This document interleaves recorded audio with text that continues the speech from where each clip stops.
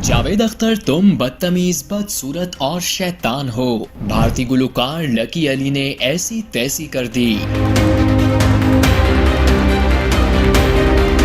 मुसलमानों के खिलाफ जहर उगलने वाला फंस गया। मोदी के यार भारतीय मुसन्निफ को लेने के देने पड़ गए। शैतान और बदसूरत इंसान का खिताब भी मिल गया।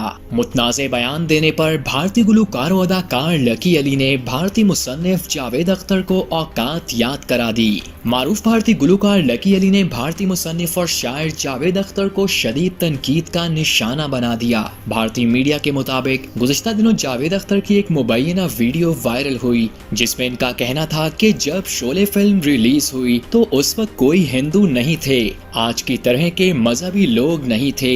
इसके लिए जो मुकालमे लिखे अब वो लिखना मुमकिन नहीं।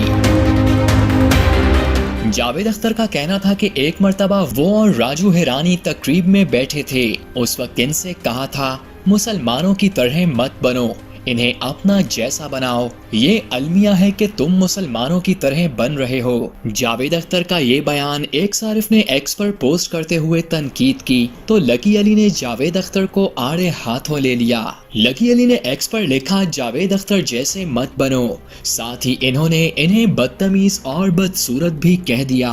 अब लकी अली ने एक और पोस्ट करते हुए लिखा कि मेरा कहने का मकसद था कि तकब्बुर बदसूरत है, मेरी तरफ से ये गलत बात कही गई। शैतानों के भी जज्बात हो सकते हैं, अगर किसी शैतानियत को ठेस पहुंची हो तो मैं माजरत ख्वाह हूँ। जावेद अख्तर खुद को एक तरक्की पसंद और आज़ाद ख्याल शख्स के तौर पर पेश करने की कोशिश तो करते हैं, लेकिन असल में मोदी से भी ज्यादा तंग ज़हन इंसान हैं। मोदी को खुश करने के चक्कर में इनकी तनकीद का निशाना अक्सर मुसलमान ही बनते हैं, जिस पर इन्हें जिल्लत का सामना भी करना पड़ता है।